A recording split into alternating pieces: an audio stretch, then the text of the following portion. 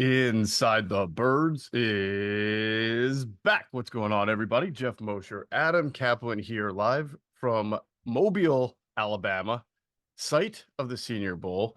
Adam and I are both here. Interesting story for those watching on YouTube. We're in different spots, but we're at the same place. And if our listeners, Adam, hear me all of a sudden get a little quiet, it's because I'm in the lobby of a hotel room, didn't have a business center. People walk by. I don't necessarily want them to hear everything I'm saying or you're saying. So there might be some stretches where I whisper a little bit. No, we're just kidding. It's going to be a great time. We got a lot to talk about. Eagles made some moves on their coaching staff. We're going to get into some of the Senior Bowl stuff, past and present, and put a nice bow on this thing. And obviously, Adam, the big thing for us here is talking to people, especially with all the new coaches, right? We're here for the Senior Bowl. We're also really mostly here to talk to people around the league about the Eagles, the new coaching staff, and get as much intel as we can get. Yeah, for sure. Yeah. Just covering the 32 teams. So it's interesting to hear what other people think about the Eagles when you talk to general managers or personnel people or agents. And people are like, what happened to Philly this past season? What happened? Why they collapsed? And you got a lot of that when we asked about the Eagles. But yeah, there's been a lot of the comments about the Lions. Why did Dan Campbell do what he did? People mad at him, and then the shocking news of Ben Johnson staying with the Lions, which is great for the Lions, not good for the Eagles and other NFC teams. They can keep things together there, but there's always something that comes out of this. And yeah, Senior Bowl week is fascinating because the Eagles have a major history. In fact, they led the NFL over a 6-year period of drafting players from the Senior Bowl. Now we'll go over the list. It's checkered. It's most more not good than good. But there have been they drafted one player for the last 15 years who's going to be a Hall of Famer. So they got that right. But you got to be careful because there's only 3 days of practice. We'll explain that in the second half of the show today. What the information means, what they do with it, and how the process works. You really think Danny Watkins is going to be a Hall of Famer, huh? I thought he was, but talking to a lot of people involved in that decision, that's a perfect example of not to overrate practice. He was unbelievable here in 2011. Oh man, it's just I haven't seen anything like that. In offensive line drills and just picking up guys and planting them and throwing them. It was pretty amazing to me. But again, only Senior Bowl friend. Yes. Inside the Birds is presented, of course, by our friends at Ocean Casino Resort in Atlantic City. It's the exclusive Jersey Shore resort of Inside the Birds. All right. Well, Adam, on the last podcast, before we headed to Mobile, we discussed a lot of the new coordinators. We talked about Vic Fangio, what he's going to bring. We talked about Kellen Moore and what he's going to bring. And we also said, it ain't stopping there. There's going to be some moves being made underneath, and certainly there have been, as we see the defensive staff, mostly so far, being reshaped. Clint Hurt, who was the defensive coordinator for the Seahawks, going to join as the D-Lions coach, and Carl Scott, who also comes over from the Seahawks, will be the defensive backs coach. Now, both of these guys are tied to Vic Fangio. What kind of things have you heard so far? I'll give you on what I've heard, but I want to hear what you've heard about both of these guys. So, I talked to someone from Seahawks just to get an idea of how he coaches. He wasn't so great as a D coordinator, but for many years known as one of the best D-line coaches in the league. He coaches hard. He makes players accountable, which honestly, the 2 young guys, Davis, Carter, need it, and Hurt is he gets after his guys, but he does tough love, but he's well respected by his players. He cares about them, but he does coach hard. That's what they need. And we'll get into kind of the impact in a minute that he can make. But that to be honest with you, that's something that has been kind of missing for a little bit here. Yeah. With the D-line. They need to get things going. They need to be more consistent. They need someone to hold them accountable. It was mentioned to us by, I want to say, maybe on our Patreon platform, John DiFilippo, and then some other people we've spoken to talked about when you watch the Eagles on tape this year, little things about how they came out of the huddle, how they came off the sideline. Felt like there were certain areas, certain positions where you just weren't seeing the sort of the want to that you would normally see, not just in play, but in body language, right? And defensive line certainly stood out to me. And I don't know if there's a position coach in the league or a coach in the league who looks the part more than Clint Hurt of a defensive line coach. If you guys haven't seen his picture yet, just Google it and you'll see he looks like he should be in there right over the center, like a true nose tackle. I mean, he must be like 6'6". He must be three, God, who knows what. You know, he's an enormous, enormous man. Ran into somebody last night who worked with him and told me, guy told me he's a great person as far as like connecting with players, which is good. He said he'll be a hard ass, as he should be on the field, and he'll hold you accountable. Great leader though, and he thought it was a really, as you mentioned, thought it was the marriage between him coming and what they need from Jordan Davis and what they need from Jalen Carter was a good marriage there. But above that, Adam, I mean, I think you have to look at him and his experience, Carl Scott, his experience, Vic Fangio, and you now see the difference so far in the kind of staff taking shape here, where you have guys who have a lot of NFL experience. You have adults, and again, not to disparage the last coaching staff, but we've talked about sometimes trying to pry guys from the college ranks and how difficult that is. But these guys are proven NFL veteran coaches. I think that's big. Yeah, that's the thing. That's the noticeable thing so far of this happening is that man, they got a bunch of Fangio and Kellen Moore and Clint Hurtt to work with Fangio with the Bears for a couple of years. They know each other. Yeah, there's your connection. So in the end, accountability is going to be really big. That's the impact here. Just getting guys to play with more consistent effort. Boy, the effort on the D line, particularly the younger guys, it faded. Technique, energy, finishing. There's so many things that we're not good enough, and Hurt's going to get it out of them. And this is a pretty big hire, to be honest with you. This. We know they've gone through a spate of D line coaches for many years. You know, it was they got it was Wilson, who was with the Super Bowl team, right? Chris Wilson. Before that, was it Philip Daniel? Was that a name that Philip was? Daniels. Yep, Yeah, yep. Yep. yeah. Then Chris Wilson. Then it was man, who there was a guy for 2 years in there before Tracy Rocker, who I don't remember now. Right, and that's the point. Then they, yeah, you mentioned Rocker, and we'll see what happens with Jeremiah Washburn in terms of what they have him doing. But Hurt's going to run it. He's going to run the show on the D line, and the good thing is he knows Vic, and he knows what Vic wants. That's huge. That is huge. That Mhm. they know each other, and both know each other well in terms of what is expected. And boy, this D line underachieved last season, man. I'm interested, Adam, to see schematically because I know Vic Fangio has had an outside linebackers coach with him before that was separate from the D lines coach, and as you just mentioned, we know that Jeremiah Washburn has coached overhang players here for the Eagles for the last few years and has had a pretty prominent role in that. But I don't, I, the way the Eagles have used their overhang players is not necessarily the way teams that run either 3-4 or Fangio use outside linebackers. They can be rush and cover guys. So depending on what Vic wants to do, you wonder if they're going to need an overhang coach in Washburn and an outside linebackers coach, or if it'll all just be considered overhang and that will be under the jurisdiction of either Washburn or somebody else. Right, or they just do edge rushers, interior linemen, and edge rushers. You know, Right. they should combine defensive ends and outside linebackers. It's just an edge rusher group, so which they've done before. So that'll be interesting to see what happens here, man. This is talking about it's going to be more of an adult staff here. No offense to the other guys who are leaving, but it's the proven way. These guys are proven. I mean, these guys are experienced and they get the job done.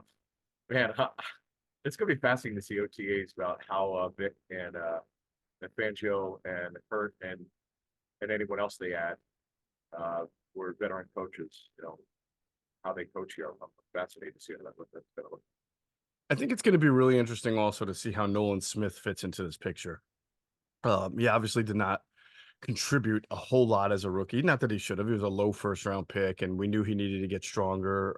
They were jockeying him back and forth between off ball linebacker, inside linebacker, if you will, and edge rusher.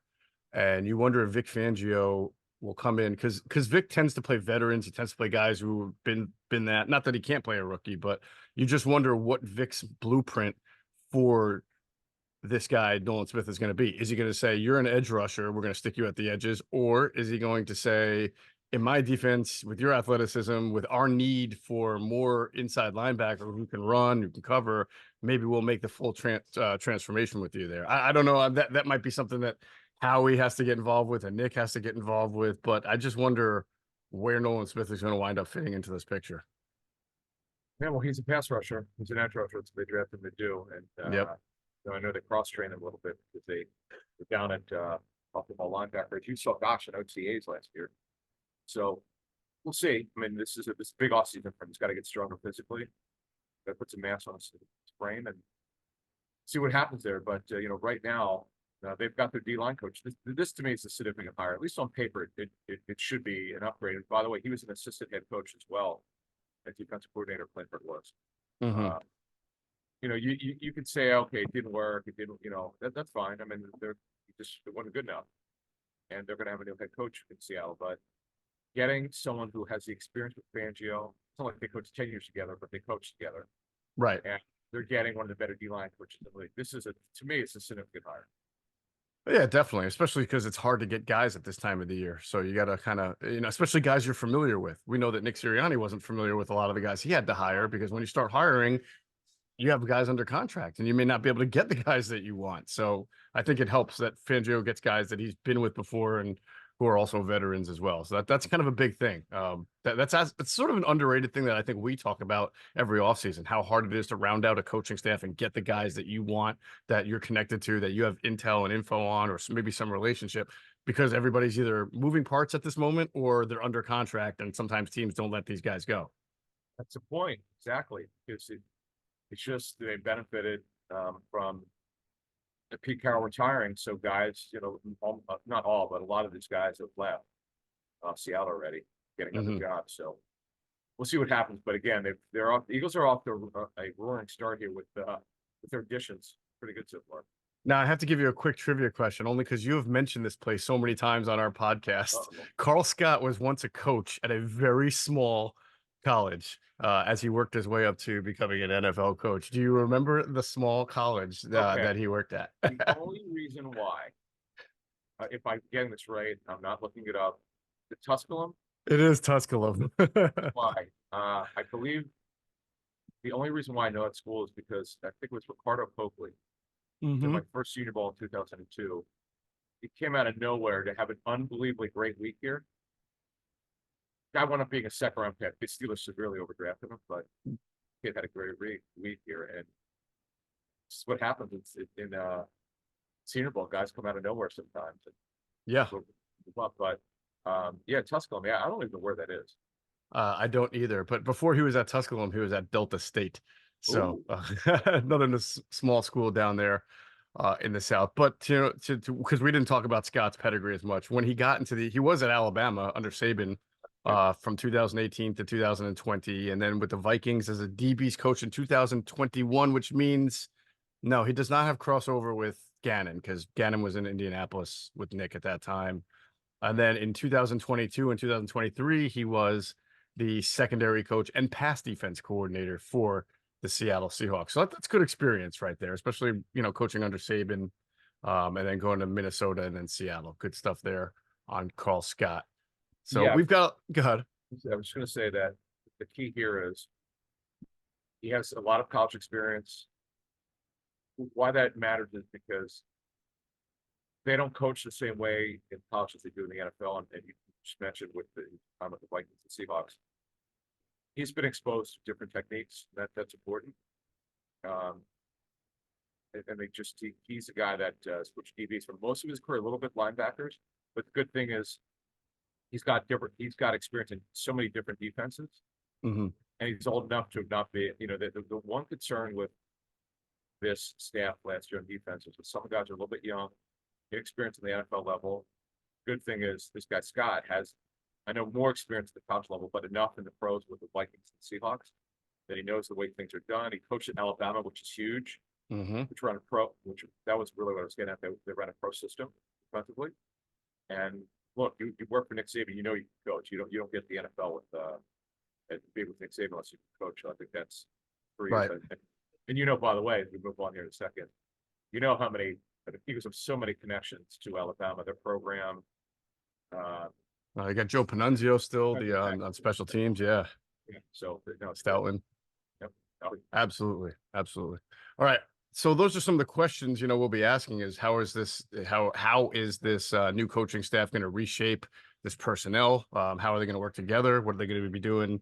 What is the personnel staff doing down here in Mobile? Who they'll be looking at? Stuff we'll be talking about throughout the week. And we know that people have questions for us. So I just want to take a moment here to tell people if you have a question for us and you're not on our Patreon platform, you can email us at insidethebirds.com. I'm sorry, at insidethebirds@gmail.com. You can go to insidethebirds.com and submit a question. There's a question bar for there. But if you definitely want it answered, no doubt about it, you just go to Apple review, give us a 5-star review on Apple Podcasts, ask a question there, and I guarantee you we will definitely answer it. Now, as far as our Patreon subscribers, we are doing a live stream tonight at 8 o'clock Eastern time. So for us and here in Mobile, that'll be 7, and in whatever time zone you're in, you got to make the adjustment. But 8 o'clock Eastern Standard Time, we'll be doing an Ask ITB live stream. You want to be a part of that? You got to be a member of our Patreon channel. It's patreon.com/inside the birds. All right, we'll get on with a little bit more intel. Before that, we want to pause for a second to hear from our friends. It's at Ocean Casino Resort in Atlantic City, the exclusive Jersey Shore resort of Inside the Birds. Go to get your game on. Go for the beers. Go for the cheers. Go for the hit and the hits. Go for the stakes and the stakes. Go to get your parlay on. Go to get your party on. Go for the scene. Go for the screens. Go for the gallery. Go for the win. Go to Ocean. Visit theoceanac.com to plan your visit. All right, Adam, before we sort of get into the Senior Bowl, I wanted to I did want to touch on the offense and Kellen Moore. We mentioned that he'll probably bring in some of his own guys. You mentioned Doug Nussmeier, who's been his quarterback's coach the last 2 stops, right? Yeah, they're very close. I mean, it would be kind of an upset as someone in coaching, but knows both men be an upset if he's not here, and they need a veteran guy in that room. We talked Definitely. once that was a mistake. Alex County's a talented young coach, but he's never run a room before, and that's when you have the expectations this organization does for the football team. You want to get as many veteran coaches who've been there and done that before, particularly the quarterback position, and that's something that I would expect to happen. Yeah. All right.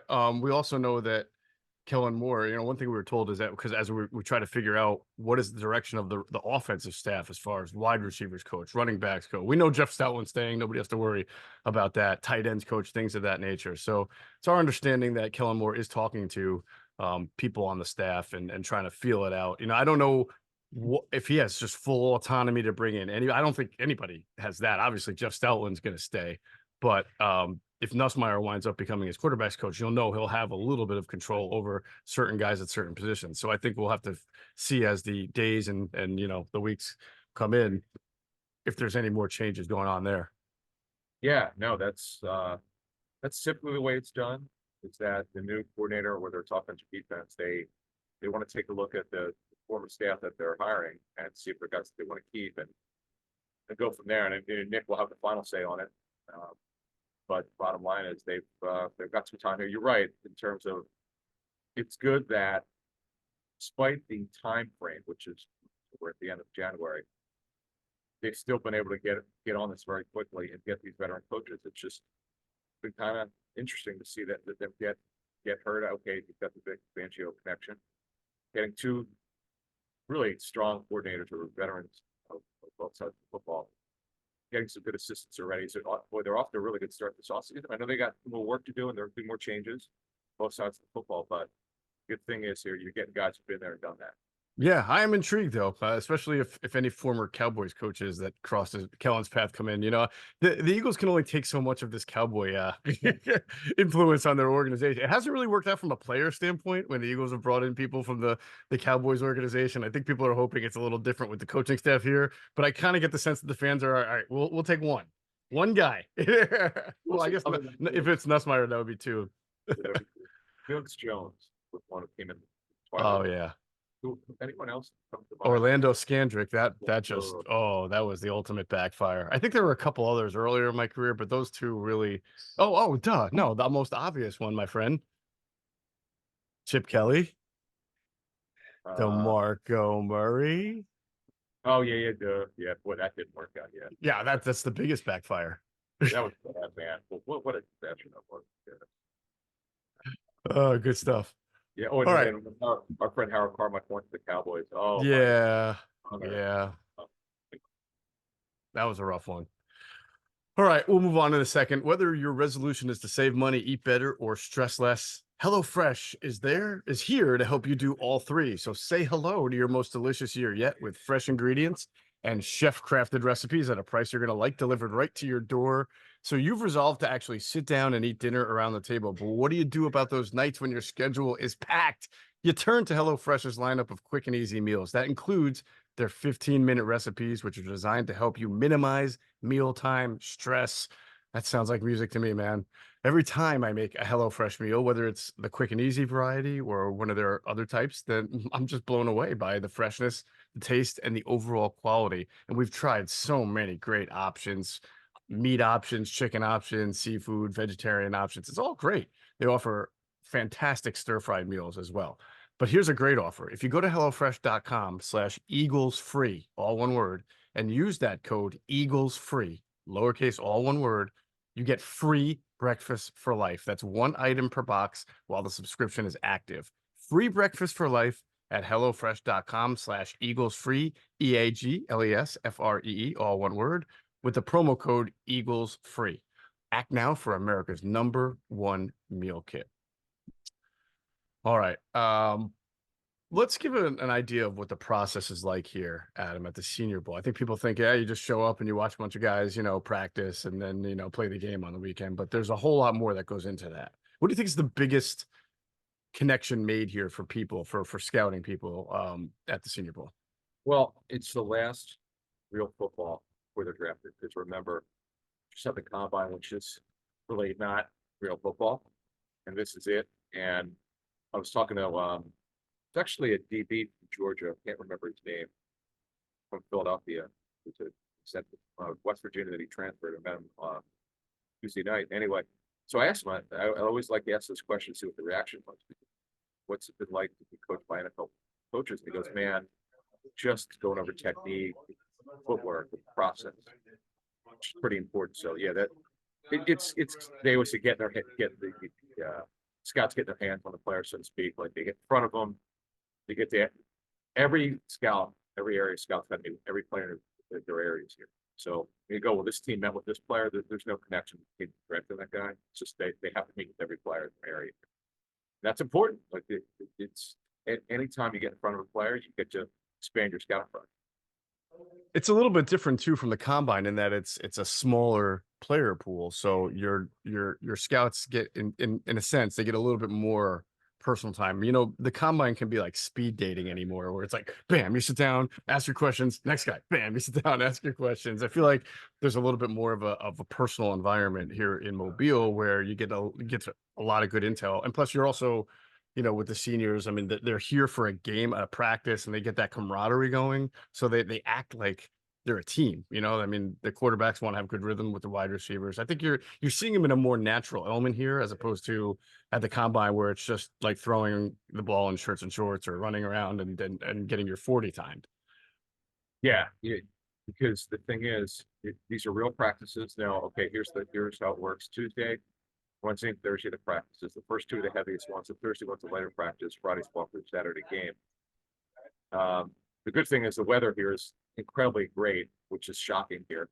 You and I going here forever. It's usually dreary and rainy, but now we've got sun and got my farmer stand going, so it's good. So it's 2 years ago. It's I was talking to a scout about this. You don't mind a little bit of rain to see how the ball comes out of the quarterback's hand, but when it's raining all the entire practice, you also can't see him drive the football. And watching Sam Howell here 2 years ago was hard to evaluate him because it just wouldn't stop raining. So yeah, the practices are about an hour and a half, hour 45. Just so you understand, defensively, there's no blitzing and there's no man coverage.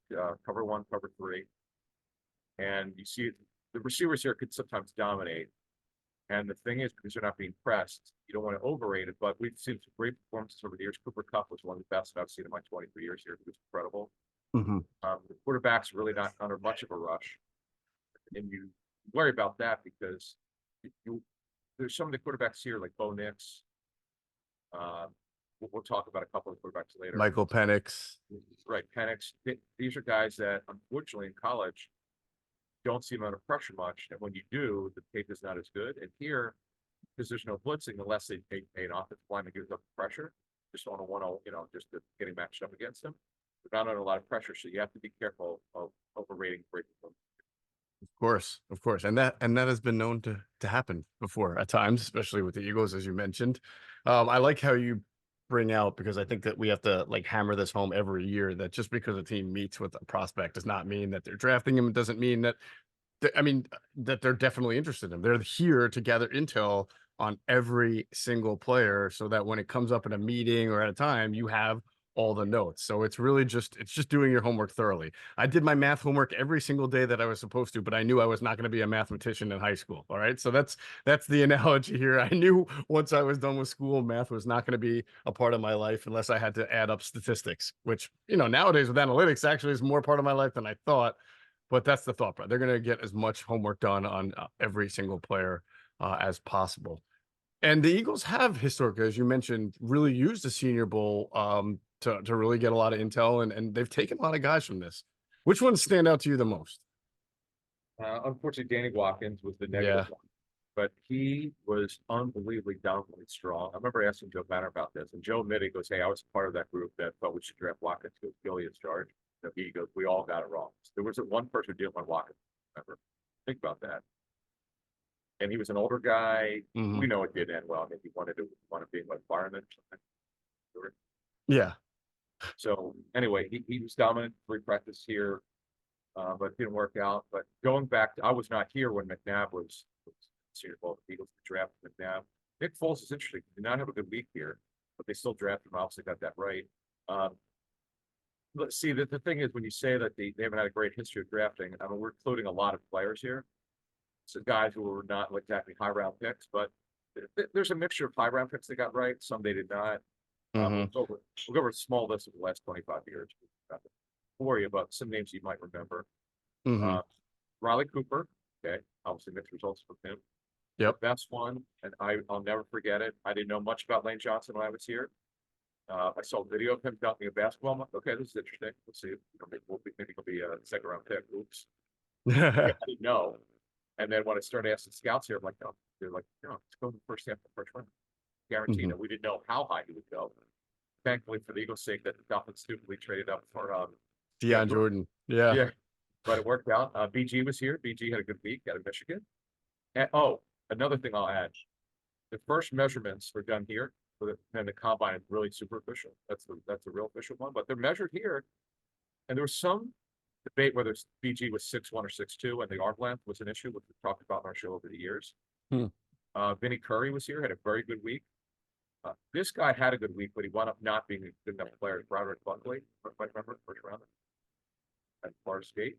Yeah, man, I remember how much promise he came with. I don't want to call him like the first like major analytics guy for the Eagles, but I do remember he crossed a lot of traits boxes off at Florida State. Yeah. Some of like the late round picks, and this is when they were throwing darts at the board. Jamar Chaney. Casey, oh boy. Your guy, you love bringing this guy up every 3 or 4 years. Javard Lindley. He started like 3 games for the Eagles. Yes. Was crazy? Out of Kentucky. He had the ankle injury, did he not? Yeah. Yep. Now this guy had a really nice long career. Now he became the scourge of the Eagle fans. And for some reason they didn't like him. Kurt Coleman, who played much better, whether it was with the Panthers, the Saints, the Vikings. He had a pretty nice career. He just fans got on him. Jaquan Jarrett, unfortunately, they drafted a box player in the second round out of Temple. But look, and here's your favorite name. This guy never made it, and I happened to see him out of Iowa for some reason. I watched him in the senior year. Marvin McNunn, your guy.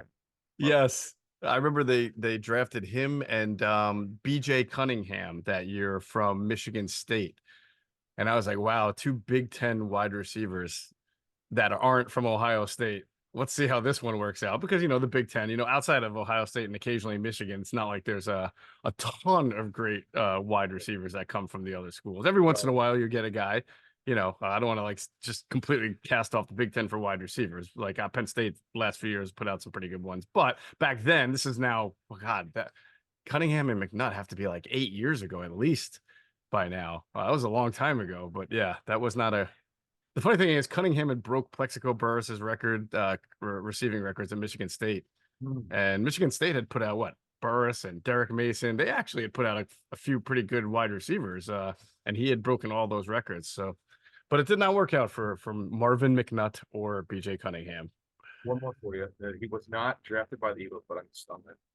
Explain why I'm bringing up Connor Barwin. Connor Barwin came to Mobile as a tight end slash edge rusher, Mm-hmm. and they moved him to D line here.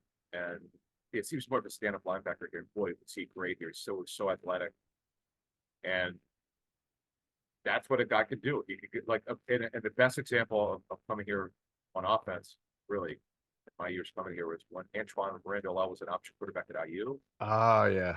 He did not get drafted. So what happened was in 2002, he moved to slot receiver here, and he was unbelievable. Like that was when I know it could be a fallacy, but guys can move up here a lot. Well, he sure as hell did. But now guys who do great here who get overvalued. Mm-hmm. It's the old timer, Matt Jones, the former Arkansas quarterback. Oh my God, yeah. He ran sleep and win here. It was no one could cover him all week. Like I don't think N1 route. It was crazy. Just again, no man coverage. And he ran by everybody, and unfortunately, he got severely overdrafted. He should have been a fourth and fifth round pick, not a first round pick. Right. Oh, well, And I think we neglected. We mentioned Carson Wentz. I mean, he obviously had his stock come up big time here. In fact, Yeah. I was sitting next to Jeffrey Lurie, that for at least one of the practices. And they were watching intently. Great call, and also Marcus Smith. Right, was Marcus Smith here? Yeah, Marcus Smith. Yeah. Yep. Good Yeah. call, Wentz, because that was. I mean, that helped them see, and the thing that Wentz, this is before all the injuries, man, he could move back then. In 2016, he could absolutely. Yeah. All right, Adam. Well, we know the weather back home isn't very good. It's much better here in Mobile, but the weather sucks back home as it has about 3 weeks now. You know what also sucks is trying to find good tickets online, but not if you have the Game Time app. It's the fast, easy way to buy tickets for sporting events, concerts, and theater shows near you. Game Time takes the guesswork out of buying tickets. And right now in the Game Time app, you're 2 taps away from tickets to any of the local sports teams, pro, college, any concert you want to go to, comedy acts, things that you like to go out and see. The best part is Game Time offers event cancellation and job loss protection. It's the only ticketing app that gives you complete peace of mind with your purchase. The all-in prices show you the total upfront, and you get to see the view from your seat so you know exactly what to expect at checkout. Game Time is obsessed with helping you save money. You got the zone deals that let you pick the section while Game Time picks the seats for the best savings. And then there's the Game Time guarantee. If you find tickets in the same section and row for less, then Game Time credits you 110% of the difference. So download the Game Time app, create an account, use the code BIRDS, BIRDS, for $20 off your first purchase. Terms apply. Again, create an account and use the redeem code BIRDS, BIRDS, all one word, for $20 off your first purchase. Download Game Time today. Last minute tickets, lowest price guaranteed. All right. As we look forward here to this week's Senior Bowl, I want to direct everybody to InsideTheBirds.com. Andrew DeCecco wrote a really good 5 prospects to watch, and he geared it toward 5 prospects that the Eagles should watch. So obviously, a linebacker in there, a safety, a couple corners. I think he had a wide receiver in there as well, but he had, you know, how Andrew does, great in depth. He has a great eye for talent, especially small school talent. And you should check out his 5 prospects to watch to preview the Senior Bowl. One of them, Adam, is a cornerback from Toledo, Quinyon Mitchell, who is getting a lot of first round buzz. He's a big dude. He's like 6'1", 205, something like that. He's got really nice size dimensions for corners, plays physically, played at Toledo. So obviously this is what the point of the Senior Bowl is, right? When you play at a smaller school, I mean, the MAC it's not a tiny school, but it's not like Tusculum, but it's not Power 5, right? You want to come here and see how you measure up against guys who are playing at the Ohio States and the Alabamas and Texas A&Ms of the world. So this will be good for a kid like that from Toledo. Yeah, so there's a connection. Jason Candle, their head coach, played with Sirianni at college. Oh, Mount Union, is it? Yeah, Yeah. yeah. Cameron's a really good coach. I'm surprised he staying in Toledo. But anyway, so that at least they get good intel on the player if they want to play. Boy, the Eagles need one. Sure. Yeah. Yeah. What other guys do you think there's always quarterback. Let's go through the first day. We'll talk more in the next podcast about guys and performance, but anything stand out to you? I got in late, so you got to see the first practice. What stood out? Yeah, I'm always looking at quarterbacks here because there are always great stories of guys coming out of nowhere sometimes of being actually decent NFL players. The Josh McCown, going back to my first Senior Bowl, was a guy from Sam Houston State no one really knew much about, who had obviously a very long career, who stood out here. So it's one first thing I look at. So I would say Michael Pratt, and for those of you who really follow college football, he's a Tulane quarterback. The reason why I know about him is because they were on CBS Sports Network, that conference, the American East, that one Temple's in, Memphis, Tulane's in it. Tulane it's come out of nowhere the last couple of years. Yeah, good program. Good Yeah. program. Yeah, for sure. Michael Pratt's pretty good. Mm-hmm. Didn't they beat, if I'm not mistaken, not this past bowl season, but the year before, they beat a Power 5 team in a bowl game? Tulane did. I'd have to go look, but yeah, they have a strong running game too. A good program, up and coming program there. Well coached, yeah. Tulane. Very well Yeah. coached. He's got a good arm. He was able to make some really good sideline throws. He's got good technique like him. Bo Nix looks good. And Bo Nix is a guy that people talk about. Let's see what he looks like on a pressure. He had a very good day one. And for the locals on defense, you might remember the name Max Melton out of Rutgers, who goes highest in the second round. He had a very good day. His brother, Bo, was with the Packers. He was drafted by the Seahawks last year. His dad, Gary, played the NFL for a little bit. He moved pretty well, willing to be physical. And he got they put out the numbers. He had the highest of the defensive backs, the speed numbers, because the GPS numbers he tested best. They put it in the shoulder pad. So keep an eye on Max Melton. Again, Eagles need corners, man. They need as many good, talented young corners as they could find. Yeah. So he's a South Jersey kid, I'm pretty sure. Max Melton went to Rutgers, as you said. Maybe sort of follows an Isaiah Pacheco path, but on defense, where South Jersey kid, you go to Rutgers, you don't have as big of a name as some of the others, but you come out here, play well, and carve yourself a nice little career in the NFL. Yeah, no doubt. And by the way, last year's Senior Bowl, I'm looking at a lot of the players who were drafted. Man, they were tremendous successes. Puka Nacua is the one who just no one could have known to be that great. Right. Dalton Kincaid was here. Darnell Wright. Kincaid had a very good rookie season. John Michael Schmitz, who was drafted in the second round by the Giants. Steve Avila, who's a starting guard for the Rams, who's had a rookie season. Keanu Benton, I know the Steelers are pretty excited about. Yep. Tasha Spears had a nice season for the Steelers. Yes. Excuse me, the Titans. And then Tank Dell from Houston was terrific before he broke his leg. And here, now this guy, well, actually, Sidney Brown was here, so there's an Eagle. But this guy I'm about to tell you about, a receiver, I know he was good, but I didn't know he was this good. Holy smokes, Rashee Rice out of SMU. Yeah. Yeah. Hey, he could have a major role in a couple of weeks if the Chiefs win another Super Bowl. Oh, he probably will have to. And a couple others for the notebook here. Juan Martin out of Illinois, who I know that Washington pretty excited about. Jair Brown out of Penn State, your school, who started for the Niners. Oh, I forgot Tyler Steen. How could I thought he was here. Tyler Steen. Yep.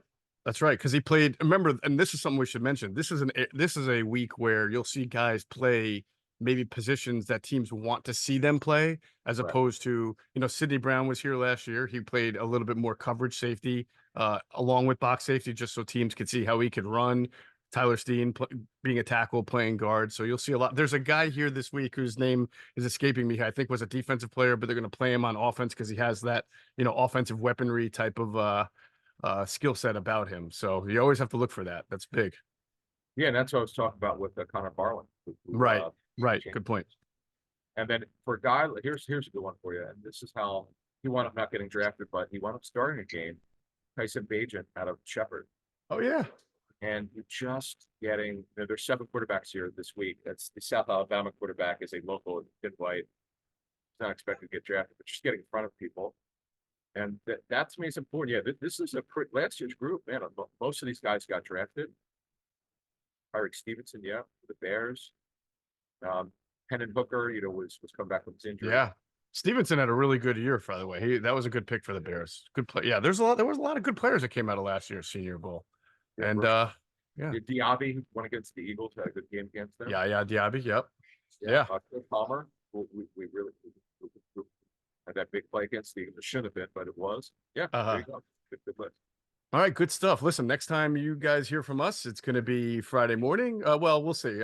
We had to delay this podcast a little bit coming out, and we'll see with our travel schedule if we can get it up by Friday morning. If not, it'll be sometime Friday, and we will recap everything that we've heard, absorbed here at the Senior Bowl, from the Eagles to intel to what's going on with the college kids. That's going to do it for this episode of Inside the Birds, the leading podcast in Eagles intel. As always, we thank you for flying with us inside the Birds. Be sure to check out our friends at PHLSportsNation.com. They're enhancing the fans' experience with their coverage of all Philadelphia sports teams. For the fan, by the fan is their motto. So make sure you check them out at PHLSportsNation.com and on Twitter at PHLSportsNation.